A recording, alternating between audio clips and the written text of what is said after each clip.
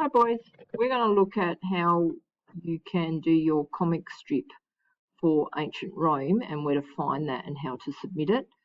So in your OneNote under Year 7 History, on this side we have a whole lot of little tabs, Lake Mungo and Ancient Rome. So since we're now doing Ancient Rome, I want you to click in there and you have a little tab called Ancient Rome Comic Strip, and here are your instructions to do the comic strip. So using a link, you can create your own comic strip using the information from the source 3 in the PowerPoint. So you're looking at one of the battles and you need to draw your own comic strip, or you can use Procreate or any other app. And you need to have the following things. So you need to add some dialogue boxes like these here.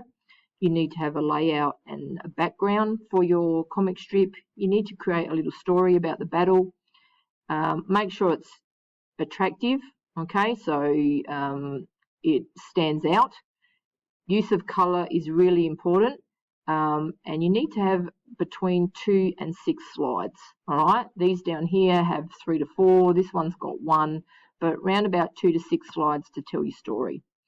Then once you've finished that, and you can do that on A4 size, that's fine. Once you've finished that, you need to go into your OneNote and you'll see that everybody has a folder, okay, with their name on it. So what you want to do, I'm going to pick on Bo, okay, so I load Bo's folder and in there's Ancient Rome. So you pick on Ancient Rome, and at the moment it's blank because he hasn't put his comic strip in. So he's going to go insert a link, and he's going to copy and download his comic strip in there. So if you're doing it from the app, you can put it straight in or take a screenshot of it and pop it in there for me. If it's a Word document, just insert it as a Word document.